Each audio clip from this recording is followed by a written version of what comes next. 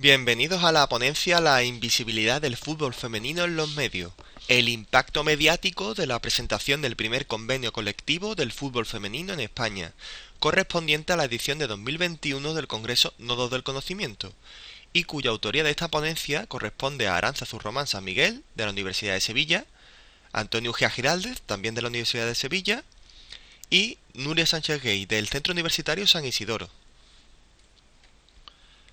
El primer convenio colectivo del fútbol femenino tuvo un camino bastante difícil con huelgas y retrasos en los plazos acordados, que duraron varios años.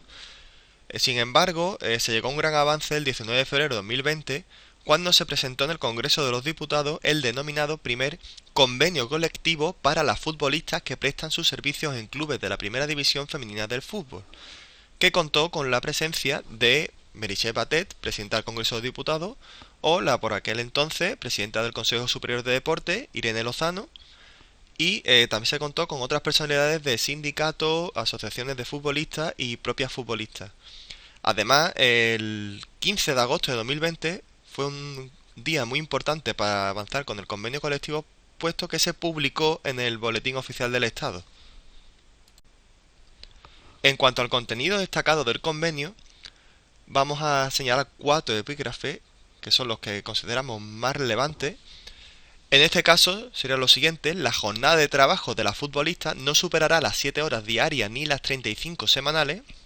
En segundo lugar, la cantidad mínima anual que deben percibir las futbolistas son de 16.000 euros brutos a jornada completa. En tercer lugar, la antigüedad de las futbolistas profesionales, que sea de mínimo 6 temporadas, proporcionará una cantidad adicional cuando el contrato que una a la jugadora con el club se extinga. Y finalmente, en situaciones de embarazo de la futbolista podrán optar por la renovación contractual por una temporada adicional en igualdad de condiciones de la última temporada, o elegir no renovar el contrato. ¿Cuáles son las consecuencias normativas que tuvo el convenio colectivo? Pues el reglamento de la Real Federación Española de Fútbol, en concreto fechado en junio de 2019, consideraba este artículo: al futbolista que actúe por primera vez en la selección española absoluta o en 10 de la misma categoría de fútbol sala o femenino, se le concederá el emblema de oro de la Real Federación Española de Fútbol. Sin embargo, a través de la presentación y posterior publicación en el BOE del convenio colectivo, vemos que hay una evolución positiva, ya que el reglamento de final de ese año de 2020, en diciembre en concreto, refleja una modificación de ese artículo, que dice lo siguiente: la futbolista que actúe por primera vez en la selección española absoluta o en 5 de la misma categoría de fútbol sala, se le concederá el emblema de oro de la Real Federación Española de Fútbol. Ahí vemos un avance normativo en el que las futbolistas y los futbolistas están al mismo nivel en este reglamento de la Real Federación Española de Fútbol. En cuanto al objetivo de la investigación, nos planteamos la siguiente pregunta: ¿cuál es la visualización del primer convenio colectivo del fútbol femenino en la prensa? Para ello estableceremos 3 líneas metodológicas. La primera de ellas, que a partir de análisis de contenido observamos la presencia informativa desde las portadas de prensa deportiva en papel a través de los 4 periódicos más vendidos. A continuación, el segundo punto sería la extrapolación de esas teorías sobre portadas hacia páginas interiores de esos periódicos sobre los 2 eventos relacionados con el convenio colectivo: la presentación en el Congreso de los Diputados y la publicación en el BOE. Y finalmente, el tercer punto sería la comparativa de esos medios en papel con la difusión que hacen sus ediciones digitales. ¿Cuáles son los periódicos más vendidos? Pues según podemos ver en la página web statista.com, en cuanto a miles de lectores diarios de los principales periódicos, podemos ver que Marca es el periódico más leído, seguido por El País, en tercer lugar AS y en cuarto lugar El Mundo, siendo, curiosamente, 2 periódicos exclusivamente deportivos, como son Marca y A, y otros 2 con contenidos generales, como son El País y El Mundo.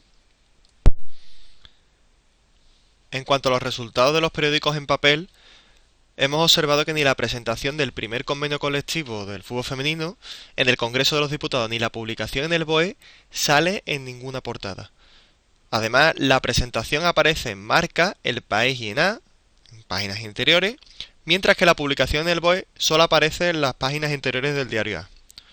Marca y A dedican sus portadas al fútbol masculino, El País destaca en páginas interiores la tardanza en la gestión, y El Mundo no difunde ninguna de las 2 noticias en su edición en papel. Respecto a los periódicos digitales, a diferencia de la prensa en papel, se informa tanto de la presentación en el Congreso como de la publicación en el BOE desde los 4 medios digitales que hemos mencionado.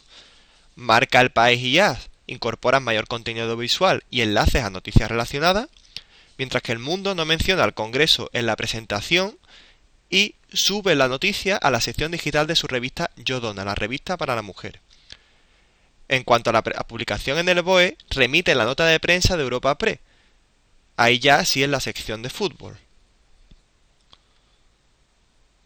Finalmente, en cuanto a las conclusiones, hemos visto que hay una falta de importancia en la difusión en la prensa en papel de las dos noticias vinculadas a un hecho relevante para el fútbol femenino en España. Se puede desencadenar que los receptores de la prensa en papel no sientan el acontecimiento como un factor a tener en cuenta para el deporte. Solo Marca, El País y AS reflejan la presentación en su interior, sin portada, y la publicación en BOE únicamente en AS. El Mundo nada en sus ediciones en papel. La prensa digital amplía la información con enlaces y recursos audiovisuales, mientras que El Mundo se desvincula del Congreso de los Diputados y se remite a una nota de prensa externa para la publicación en el BOE. Y, finalmente, existe la necesidad de impulsar al deporte femenino desde las instituciones, pero también desde medios de comunicación, habiendo carencia en periódicos en papel. Eso es todo. Estamos disponibles para cualquier pregunta o comentario que nos quieran realizar. Muchas gracias.